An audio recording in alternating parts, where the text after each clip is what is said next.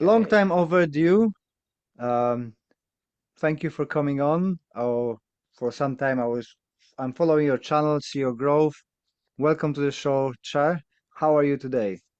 I'm very good. Thank you for having me, Sensei Les. I think it's a mirrored uh, relationship. We've been watching Les Bupka karate and applied karate and karate for mental health extensively for a while. And I think everything came to a certain point during COVID because we Mm. were kind of stuck in house and weren't able to do much.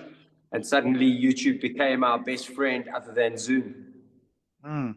Yeah, it is nice to. That's a one nice aspect of the COVID that we met so many different martial artists doing very similar things, and we can interact and connect and be able to chat. I think it's important. I think that, as a kid who grew up in South Africa, many of the martial arts groups don't talk. Mm. Karate guys have an inherent animosity to kung fu and to everybody else. And even in karate, my friends today who are from JKA and I'm a Goju guy, nobody spoke because, the one is right and the other one isn't. And I think the more we started to find ourselves being a little bit fragile and having to put ourselves out there, the more we started to realize we're all in the same boat. And maybe it's time to start talking and starting to training and sharing ideas and seeing where we can go and how we can move forward. Yeah, I think that was all over the world because I remember being back in Poland, we had the same animosity. UK is a little bit different because people don't associate so much with the styles, but more with the teacher. So Yeah. it's kind of more open, and maybe just in the circles that I am. Because actually, we had a conversation yesterday with the guys. They said, "Oh, we would love to come, but we cannot be on the pictures and stuff like that because our teachers wouldn't like it and our organization wouldn't like it." So it's just funny games. Yeah, it's I I've I made a live stream in Okinawa on the first day I arrived, and I got shut down Oh wow. by I got shut down by my senior, and they said to me, "Sorry, you're there to grade. There's no live streaming. There's no nothing. You could do your touristy bit if you want, but we really, you know, we don't want anything. You've got to be dedicated and loyal and everything else." So I think there's a certain value to loyalty, Mhm. but I think that sometimes people take it too far, and everybody thinks, that we have to be more Japanese than the Japanese. And personally, I think there are problems with this. Mm. I wasn't raised Japanese. I was raised to question. I'm named after Che Guevara. I'm a rebel at heart. From the moment I was baptized or christened, I'm essentially a rebel. And, you know, um, you can't always do the right thing all the time in terms of loyalty if Mhm. your situation, your environment doesn't allow for it. And Yeah. sometimes you have to do the right thing for growth. And sometimes those two things aren't the same.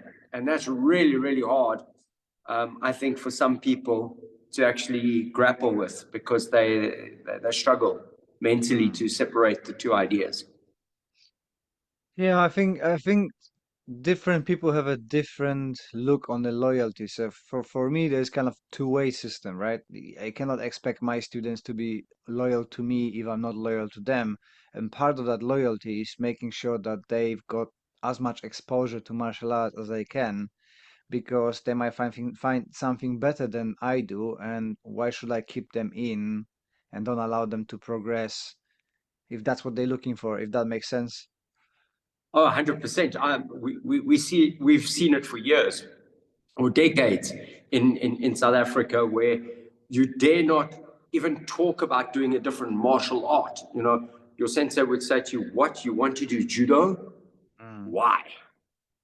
Meantime, if you did good karate and you did good judo and you were in the dojo Monday and Wednesday for karate and Tuesday and Thursday for judo with a different sensei, you were going to become a much better martial artist overall.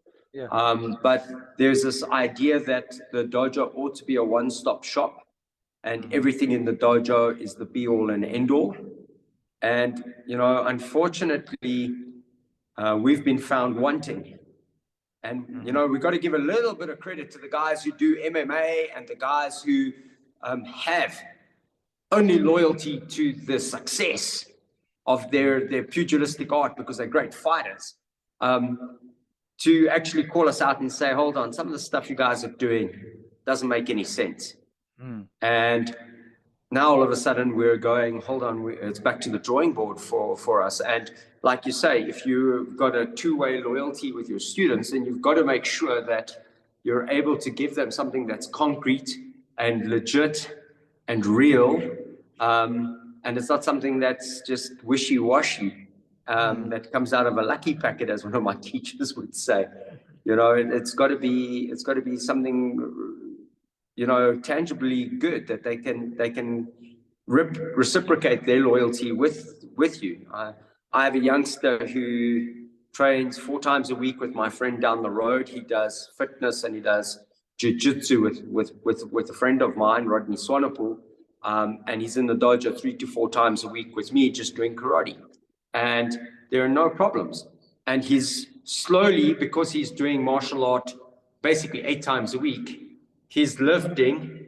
and his classmates the gap's just growing.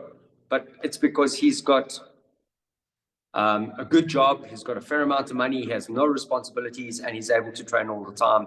And so our only concern is making sure that he doesn't burn himself out. Like lucky Yeah, person. he's a lucky guy, a lucky When the boy. when the kids coming into play and responsibilities and stuff, it's getting a bit harder. We had that conversation again yesterday that, would be nice if people train more, but not everybody can because work commitments. I'm lucky if some of my guys turn up once a week because their job doesn't allow them. So, but yeah, you can see the progression. I see the difference in. I started BJJ not long ago, and I can do it only once a week. And those guys who started with me and doing it 3 times a week, I can see how much they leaving me behind with their skills and application. So you put the work, you get the results, right? 100%. And unfortunately, there's only 24 hours in a day, and you only have 100% energy to steal from another friend of mine, Morio, who's got a dojo down the road. Always used to say to me, I don't know how you do it. You've only got 100% energy. But at that point, he was married and had a child. I Hmm. was still kind of single, no children.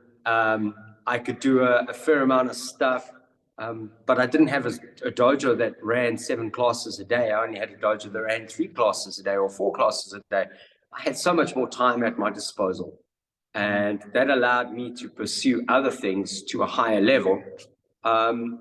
And the rest is, as I say, is history. And it changes. That sense of loyalty and responsibility. I remember as a child growing up, we had Sensei Teruo Chinen come to our dojo quite a lot. And on one of the trips, he spoke about priorities, and he was like, "What are your priorities? What comes first? What comes second? Where is karate on your priority list?" And everybody wanted to impress the Japanese sensei, Okinawan sensei. Sensei, karate is up there. It's number one or it's number two. And he said, it can't be. Hmm. We were like, Sensei, it was like family, Hmm. school, other things. Maybe karate is number four. And we Sensei, where's karate for you? So, karate is like number two. I Hmm. said, why, Sensei? He says, well, it's my job. Yeah.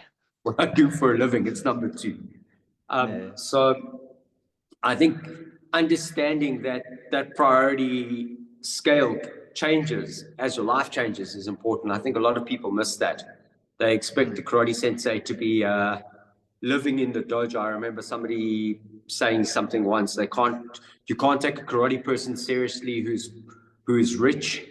You can't take a karate person seriously if they've got nice things and that. They're expected to be living an incredibly monk-like, poor life, living in the dojo permanently, and it's Mm. it's And it's, it's so far from the truth. yeah, and teaching You for know, free, because if you don't teach for free, you're just the money grabbing person. You don't really committed to the art. And it's funny how that originated and was everywhere we had the same thing in Poland. or if you love karate and you're really good karate, you shouldn't make money on it. And just like, if I've got money, I can train more, I can do a better service. That's normal for every job except karate. It's like, no, you need to be poor and doing, everything on the just students on the pedestal and teach, teach, teach, teach. I think people don't understand the history. Personally, I think they look and they go, Chojun Miyagi, the founder of Goju Ryu Karate, only did karate and that. But he was a trust fund baby, essentially. He Mm, had inherited this uh, shipping, import, export business from an uncle, and they realized that he was bad at doing admin. So they said to him, "You just do karate, and we'll look after the business." And he didn't have to worry about stuff. It paid mm, for him to travel, it paid for him to train. He could live the ideal dream. And I mm, think most of those early like pioneers had that kind of situation, or they had a patron, somebody mm, who literally paid them to study martial arts. And those days are gone, and equipment needs to be bought, and the lights need to be paid, and the bathroom needs mm, toilet paper, and it needs a block of soap so you can wash your hands afterwards. And if you're living for poor, poverty kind of karate, then your dojo very soon starts to smell really bad because nobody's cleaning it properly with yeah. decent products to make sure that we don't get sick or anything like that. Mm. So that theory needs to be thrown out with the bathwater, and because that's a sick baby as such as an idea. Mm. Yeah, but it took me a long, long time and a lot of conversation with people who like Ian Abernathy and Christian Wedewart to get it out of my head that it is okay to charge people money for and a good money for a service you provide if it's a good service. So it took me a Absolutely. lot of time to get rid of that mentality. Oh no, I'm a money grabbing person. Money are bad. But I think that's kind of you said you're Christian, so I think you can relate to that. I'm a Catholic, not by choice but by birth, and we always been told that the money, being rich, is a bad thing. The money is a cause of all evil and stuff like that. So I Yep. think it's kind of deeper engraved in our brains that oh, being a rich is not such a great thing. Not that I'm Yeah. rich, by the way. It's I'm I had a good friend of mine give me something on marketing and martial arts, and their sensei is very much was one of the guys who was like, I do karate for a business and it's about money, and he's not afraid to charge, and he offered pretty decent service on everything and else. And he always, one of the things that was on that page that I really, really liked was this idea that um, he is charitable, but he Mm, is not a charity. yeah. And so the dojo and the sensei have got charitable facets to them.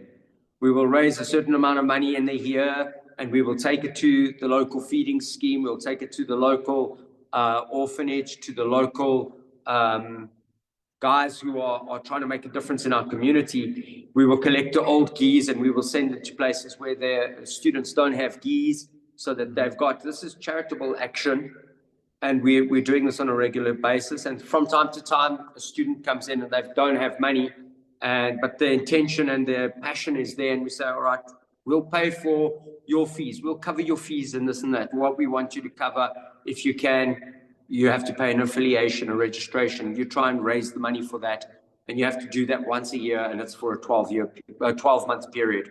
Hmm. And then they're at least contributing something, but it's not 100%. Everything is for free, Hmm. because unfortunately, life is like that. There's nothing that is 100% for free anywhere. And Hmm. if it is free, then you're the product. Yeah. It And that's leads nicely to the one of the questions I wanted to ask you. So, saying that about, well, we need to pay stuff, and I explaining to my son because he's very, very charitable person. He would give everything to people, and I said, you need to be first strong yourself and have the foundation and everything secure so you're healthy, you've got money for a thing, then you can help others. If you cannot help yourself, you are not able to help the others. So our home motto is strong and caring, right? So you're strong mentally and physically, and you're caring because if you're strong, and healthy and stuff, you can help other people. How would you, is that's our set of basic rules that the kids got understanding what we're about, and the dojo is the same. How would you describe your set of rules or key principles in the least amount of words? So I've got strong and caring. How would you be kind of what's the word for it? Kind of not shortening, but condense into one sentence your principles in a dojo and a home, if that makes sense. That's hard for me because I'm not the good wordsmith. Zoe is, but generally, I think it's to try and find the balance between being hard and soft, and that ties in with the fact that I am a Goju practitioner. When am I hard and when am I soft? When am I strict on certain things, and when am I flexing and flexible around an idea that is maybe not something that I'm comfortable with, but I need to give it time and that to run. So I try and do that a little bit more than anything else. And I find it incredibly hard to do, to be quite honest. There are days that I want to come down on my firstborn son like a ton of bricks because he is mischievous and naughty and he's everything I was.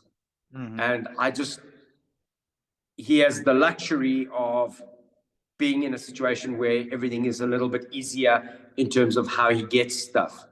And it's now trying to teach him to kind of not like be as he just takes. He doesn't understand that somebody else paid for it or somebody else contributed.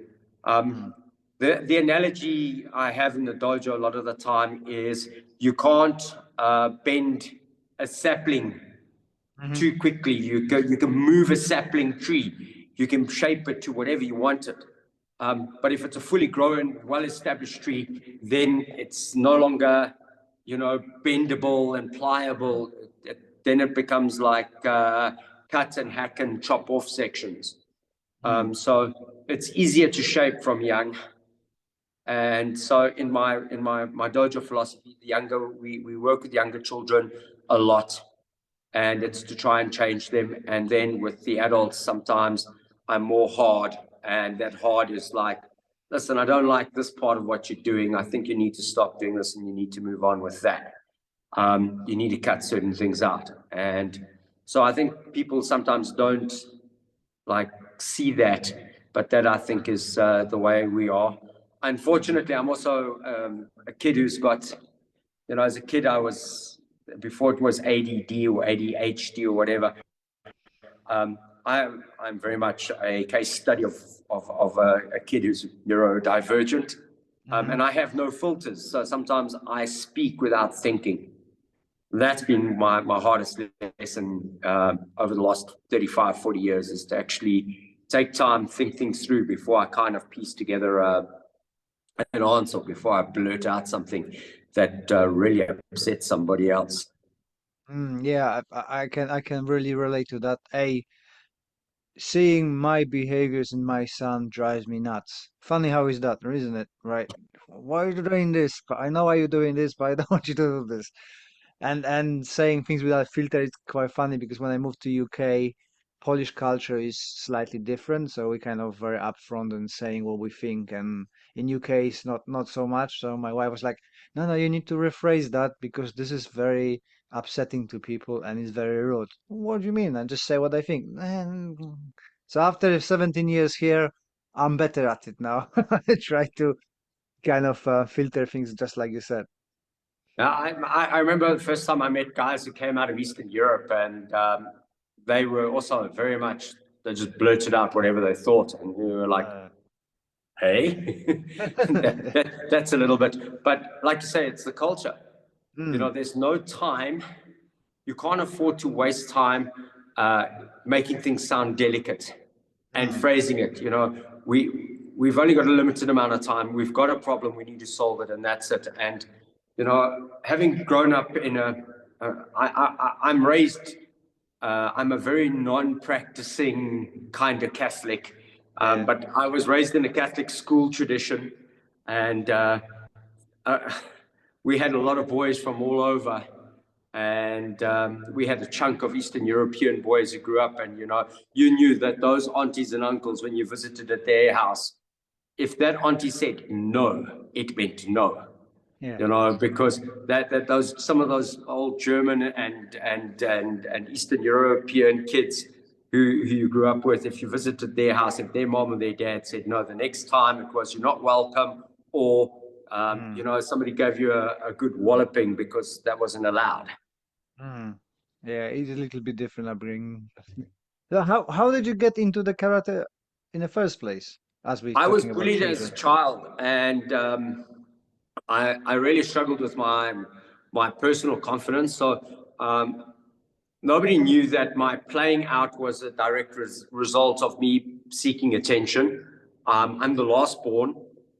So my father had been married first, had 4 children from his first marriage, and he had an adopted child as well. And I came along, so I was proverbially number 6.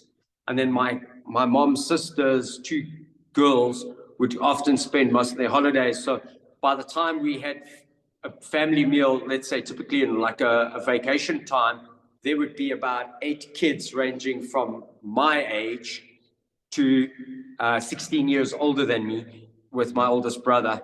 And so it was a very busy household. And I was the last born, so nobody knew why I was acting out. It was like, well, clearly he's not getting enough attention or whatever. When I got to school, I suddenly found that I was being picked on by some of the other children, where I had a natural little bit of, let's call it, energy in the kindergarten or the creche. When I got to school, it was kind of, I was constantly being put in the corner because I was getting out of hand, and the teachers were kind of trying to shape me into a better citizen. And then I was classified as the naughty kid, and then the other kids would pick on me, and then it would be all sorts of problems, and I was being bullied. So lucky for me at school was a dojo, and there were some other kids who were training, and we would all go up to the school hall. They had these internal shutters that slid closed, and one of the boys in our class would always make sure one of the shutters was a little bit open, so we could all sit there and peep through the shutter and see what was going on while the sensei was teaching. And so that was my first introduction to karate. And then we would play karate. We'd see them do uke, and we would stand outside and throw our arms in random positions like they were doing. And we were basically mimicking. And by the time I got to my end of my second year of primary school, I was allowed to go into the dojo, and I joined the dojo.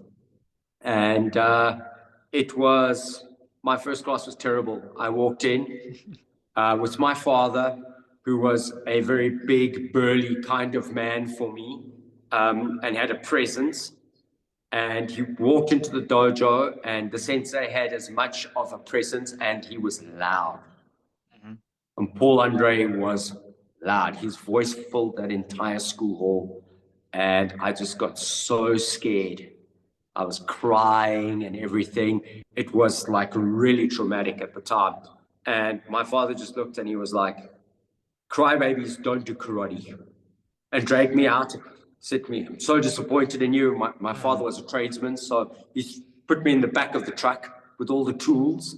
Said, "Big boys don't ride in the front of the car with dad." And that was it. And about 2 weeks later, I went back, and when I got to the dojo the second time, Paul Andre came outside and kind of went down on his haunches and said, "All right, calm down. We're going to go into the dojo together this time. Dad's not coming in with you. Dad, go sit in your truck. Fetch him in an hour's time. We're going to give this another shot." And entered quietly and explained that when we count, we're loud. And when we in the dojo, we've got to have this loud energy, and it's okay to be loud. And about 3 minutes later, I was into it in a big way. I stopped karate for 2 years when my sensei left South Africa, because I felt disappointed and broken because I had such an affinity for him. I call Paul Andre one of my fathers. He was my father in karate for a long, long time. And, in having a father who was this very big energy, and then having a sensei who from time to time would sit with me and talk with me, was something totally different. And it allowed me to find my happy ground and to start to find the confidence to not be a victim. So started karate because I was bullied, Mhm. and kind of never left. Cool. And you become Uchideshi, right? If I read correctly on your website. So I essentially was a dechi in the dojo. I helped my sensei a lot. So Mhm. by the time the second sensei came and took over, I trained for a year or two after the changeover between senseis. And then I kind of stepped back and I said, I need time out. I was very like engrossed in karate, and I had no social skills. I had changed school. I had gone from a boys only school to a co-ed school. And so I needed to kind of find my way around things. I was like 14, 15, you Mhm. know, fanatical. And so I went out of the dojo for 2 years. When I returned, second sensei in the dojo, Sensei Aubrey Pieterse, was in charge. And I decided I need to catch up my 2 years. So I'll train every class. So I ended up at the dojo helping with every class, and that ran Mhm. for about 6 or 7 years until Sensei eventually said, "Listen, um, I'm leaving the dojo. You're the number one student. Now you take over." Okay. And so I was in no form or way living like a dechi in the full contact koikishin, where you live in the dojo, you Mhm. eat, sleep, breathe karate. Not in that sense, but I was at university. I did a couple of years at university, got some qualifications.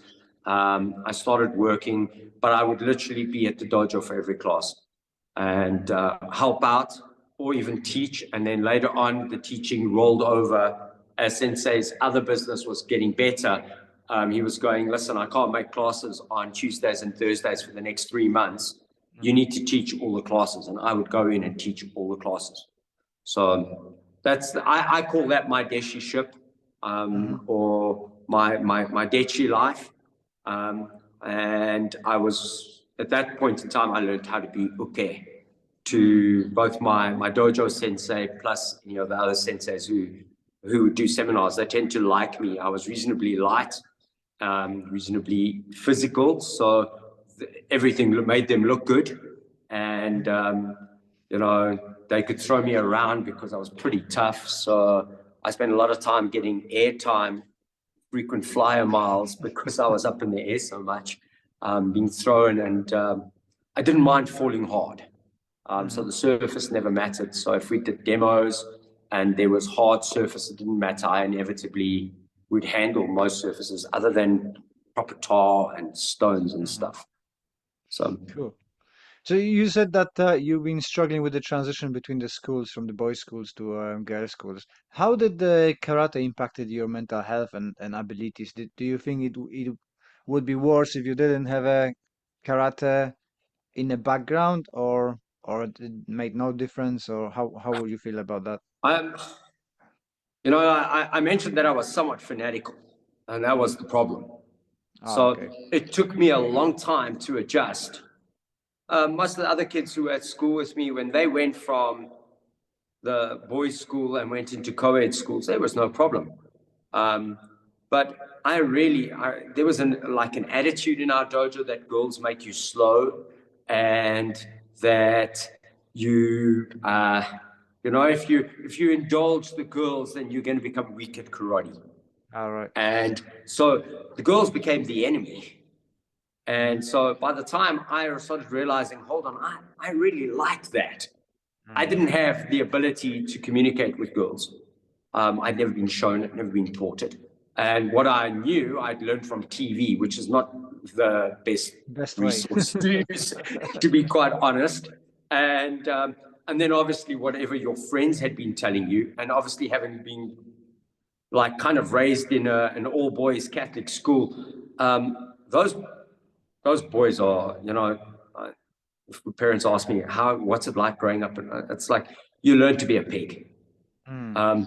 And you're not really good at dealing with the opposite gender. So karate kept me from being beaten up a lot because I stood on a lot of people's toes. I said rude things, and some people would want to call me out and meet me behind the bicycle sheds. And the savvy of karate was, don't get beat up, just run away. Mm-hmm. And so I would get told, listen, first break, meet us behind the bicycle sheds, and I would go to the library. And second break, meet us over here. But I thought you said those. And so I would duck and dive. And then at the end of the day, they would wait for me at the main gate to exit school, knowing that I would have to go that way home. And I would go that way and walk 4 blocks around the school and up. And that really kept me kind of ticking. I also kind of found a different niche during that time. So it allowed me to kind of pull myself away from the schooling system. So I kind of hid at school. I went there and I kind of realized I needed to work academically and try and get good marks. Although I was rather lazy, I thought it would just happen, osmosis. But I spent a lot of time doing things and I started to make friends with people who did similar things. So people who climbed mountains, enjoyed the outdoors, that kind of environment. And that was a much better, much healthier environment to be in. But karate was always lingering in the background. So my karate has made me mentally strong in ways that most people don't understand. And it's typically, a sensei does a class and you're doing stepping up and down, and it's one technique for 1 hour, up and down, and that creates mental strength. And about 10 minutes into that exercise, your brain starts talking to you. What the heck's going on? Why is Sensei doing this, etc.? Do I slack off? Do I try pace myself? Will I carry on? Or do I just keep pushing harder and harder and harder until I'm totally spent? And that kind of mental strength kind of got restructured when I was climbing and hiking in the mountains, because I would put on my bag and I'd be, it's so heavy, but I've got to get through this. And I would just keep on going. And I think that becomes the analogy for the way I approach life afterwards. It doesn't matter how heavy the load is on your back, you've got to keep putting one foot in front of the other. And that's a mental strength, not a physical strength. For sure. And it ties in with having a family background like I have. It ties in with a dad who kind of often would neglect his need to be emotional by being totally physical. So the support and the praise is for physical things. It's not often emotional and things like that. So in hindsight, in my early 40s, I started to put together, hold on, maybe this hard upbringing I've had has created something that I don't want to replicate one day when I have children. And so maybe I'm swung like a pendulum to the opposite end of the spectrum with my children, and maybe even my students, where I'm not as hard as I was when I was in my 30s, whereas I'm approaching 50. So, but I do think we need to find some kind of mental strength. Cool. Yeah. I think that karate and all the physical sports, even the gym and stuff, helps you to build that mental strength, because if you don't put the work and you don't put that foot forward, then you're gonna fall behind and just quit, right? Oh, So, absolutely. and that translates to the life. I was reading that you've been and you mentioned that you've been in Okinawa. How was that experience for you, and why this particular, why Kenkyukai, not the other branches of Goju? Okay. No, firstly, I love Okinawa. There are a few places in the world where when I get there, I can literally relax, mentally just relax. And the sense is, in South Africa, we don't realize it, but we're constantly security orientated. Everybody's got big dogs and alarm system and everything else. When you get to Okinawa, there is so much honesty. Generally, crime is virtually unheard of. So literally, when I get off the plane, I relax and I go, the only thing I can do wrong here is offend somebody by being rude. So I can relax. The next thing is, obviously, when I get to Okinawa, most of the time I don't travel with students below me. I travel with peer group. and it means that I can be a student again. So when I get to the dojo, I can just train and immerse myself. And so I really enjoy it. It's the best working holiday I ever have. Mm-hmm. And when I do that, I literally, as my friend Morio says, we're basically going there to refill our cup.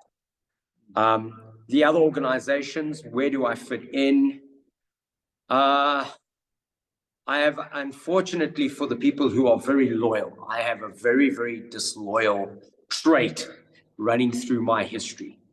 And some of that is because of my senseis, and some of that is because of decisions that I've made. But I grew up in the Miyazato line of karate. Mm-hmm. And so that started with the IOGKF and basically Morio Higaonna Sensei, Teruo Chinen Sensei, James Rousseau, and then my sensei was in that structure. So it wasn't a choice. I liked the dojo. I loved my sensei, and so that was the karate we did. In about 87, 88, Sensei Teruo Chinen left, and my sensei was one of the first guys internationally to leave and to move from IOGKF to Jundokan International. And so we moved with Sensei Chinen. Had a fantastic upbringing and life with Sensei Chinen, but all the time we were hearing about his sensei, Miyazato Sensei, and the Jundokan in Okinawa. Over the years, things happened, and we kind of ended up leaving our sensei at our second sensei in the dojo and Sensei Chinen and having to find a home. We tried to fit in at a few places. One particular place was with Sensei Ronnie Kluger, who runs Karate Do International Renmei. I know And Ronnie. he's a fantastic karate man. And we got an introduction to Jundokan. Mm-hmm. And so we got in and we were there. And unfortunately, things didn't work out for us. You know, it wasn't a great fit. It was a fit, but it wasn't a great fit.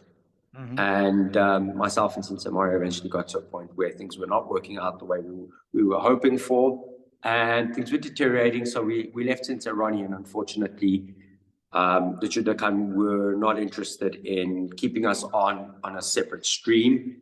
Mm-hmm. And so we had to find a new home, and we ended up in the OGKK, which is a parallel stream for all intents purposes. Mm-hmm. You know, it traces its roots back. It's the same routing. So we kind of got onto that, and we're lucky now that our senseis, our local big chief senseis, have one of the first things they worked towards very actively was to make sure that we were given Shibo so that we could be autonomous. Mm-hmm. And then when we get up to nonsense, we've just got to answer for our nonsense. Mm-hmm.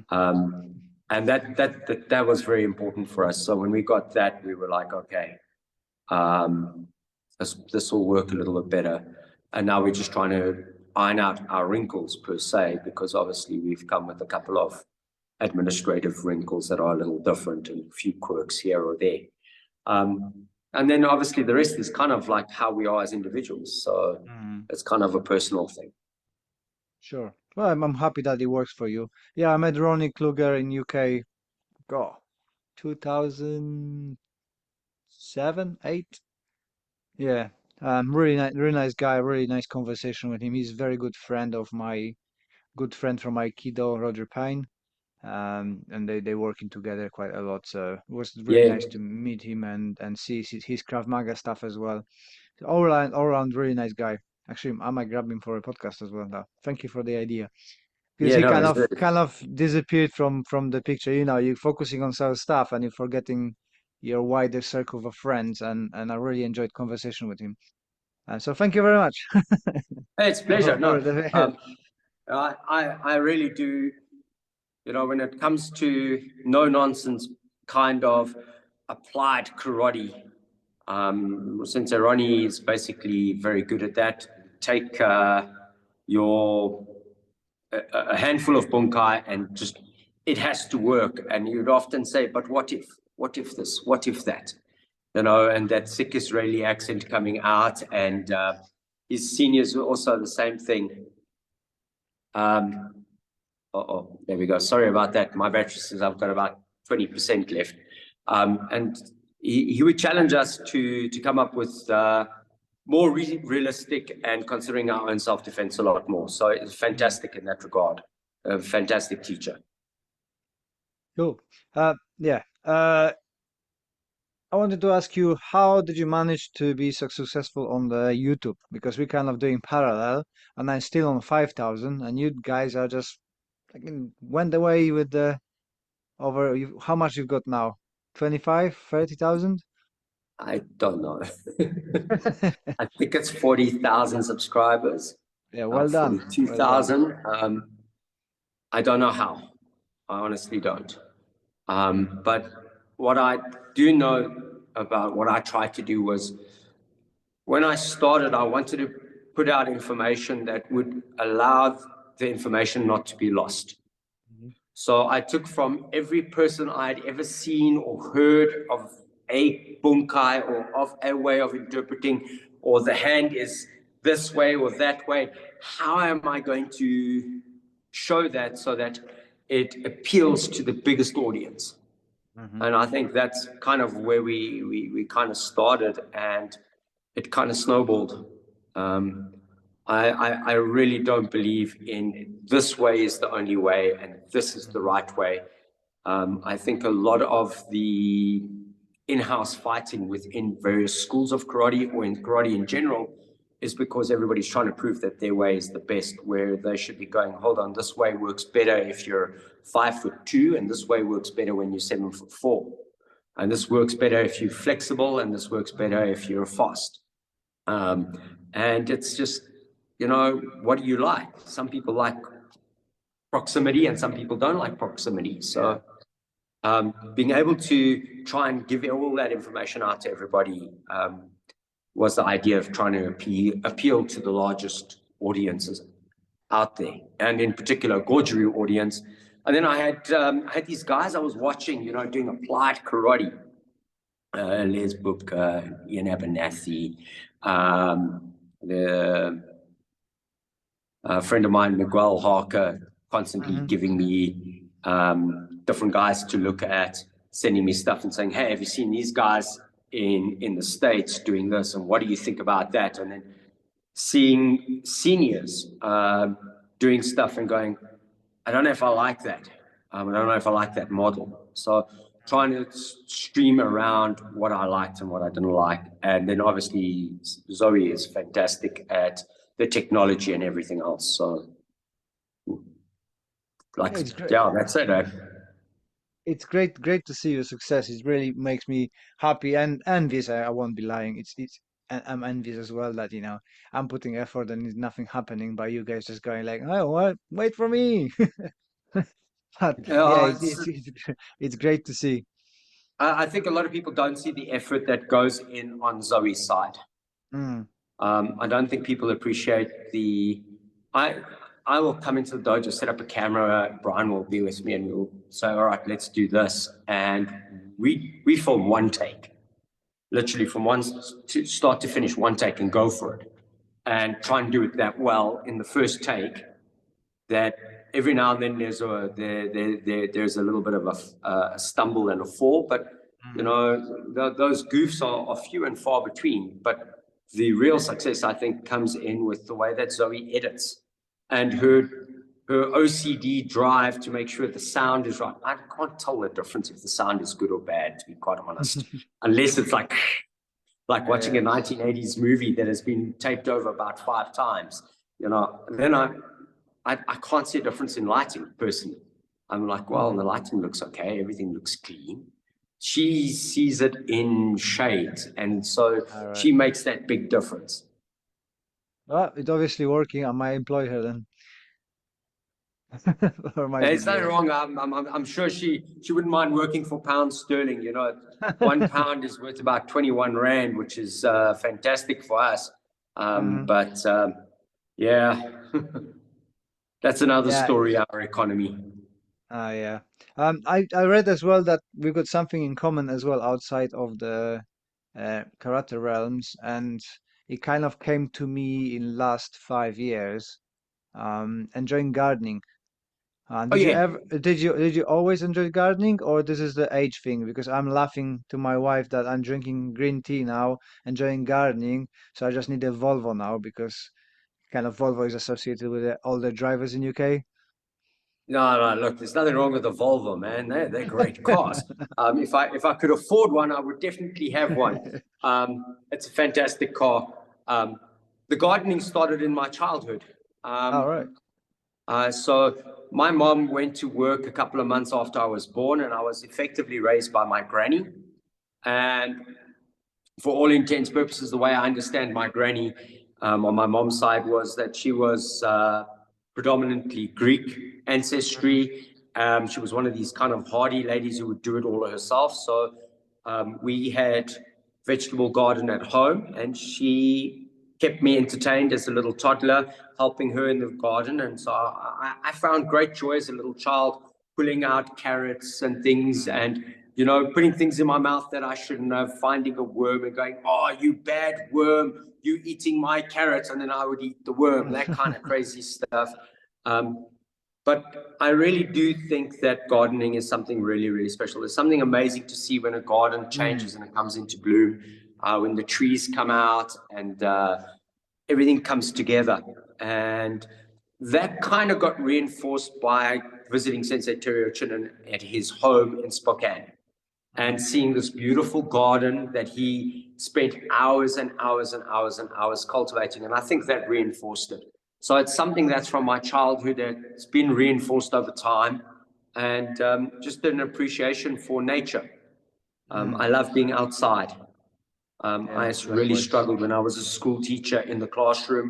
I would sometimes they would give me I'd have an admin period, Mm-hmm. and I would open my windows, and I had a balcony that was basically a concrete serviceman's walkway on the third floor of the building. And I would open up and I'd go sit on that little balcony and look off into the mountains in the distance. And the headmaster called me one day and said, "When you're sitting on there, are you procrastinating whether or not you're going to jump?" And I said, "No, I'm looking at the mountains." He looked at me and he was like, "Are you okay in your head?" And I was like, he's like, "You could see them." I was like, "I like the freedom. I like the sun. I like Mm. the warmth." So Cool. Yeah, yeah, I do like as well. I like we make sure that at least once a week we're going with the kids to a national trust park so we can go between the trees and stuff so the kids exploring as well. It's something very calming and helpful to be around the vegetation and animals and stuff like that. And same in home, we've got now vegetable patches, bonsai trees and everything, and my kids enjoy working on them. It's something really calming in that. I think it's something that every child needs to learn, Mm, and it also helps them appreciate the quality of food that they get on their dinner plate every night. mm, So having an agrarian type grandmother who wouldn't throw anything away that wasn't able to be used.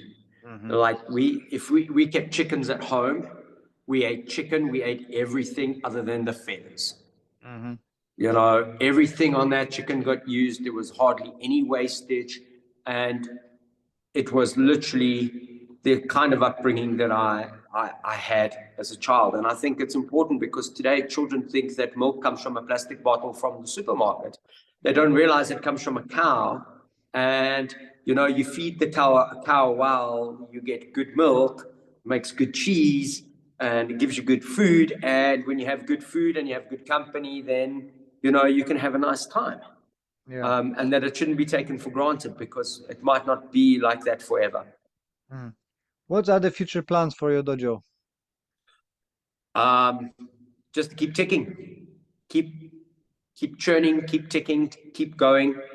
You know, everybody's got lots of plans, and in my case, I've got 1,000,001 plans in my head, but they all revolve around me having 1,000,001 rands, which is our Mm. currency, to be able to make these things happen. But Yeah, yeah. essentially, just keep ticking, try and make a difference, try and get a few more black belts every year, try and keep the retention high in our dojo, try and make a difference to people, Mm. and then slowly build from there.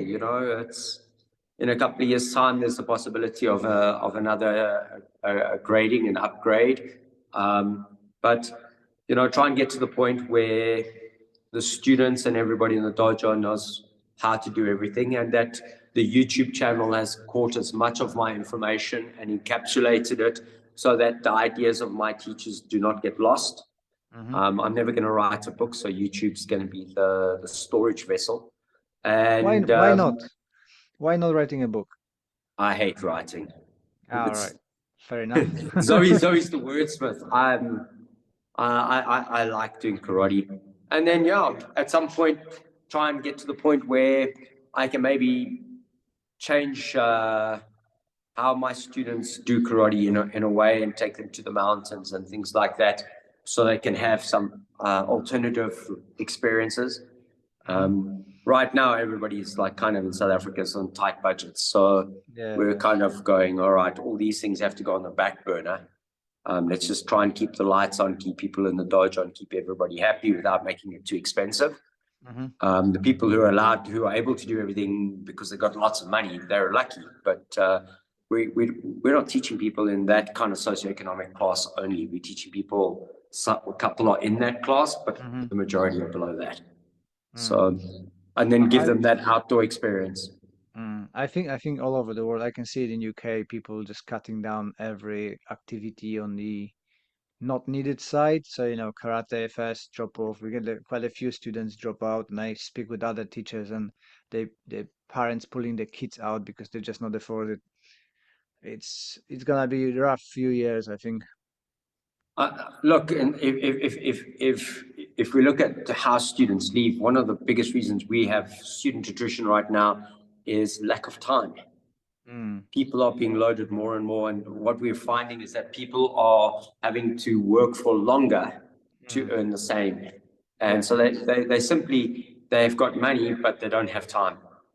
And you can have one or the other. To have two, you're essentially the luckiest person on the planet. I have students who stop karate now because their scholastic work is so demanding. They can't keep up with trying to do 2 classes a week. And then they start dropping out. We encourage them to try and keep in touch with the dojo, do a class here or a class there. But a lot of the time when they get to that final year of high school, it's like, well, we're done. And it's sad. I was there myself, so I had stopped karate in the 2-year window I was away, was in that period. So the hope is that they return to the dojo, and the happiest days of my day, or the happiest time in my day, is when one of those old students walks back in with their little 5 or 6-year-old and go, "Sensei, we've come back. Kids are coming to do karate, and then we're going to see how my time looks. I'd like them to do about a year. Then I'm going to come back and train as well." And then when that happens, then it's like, yes.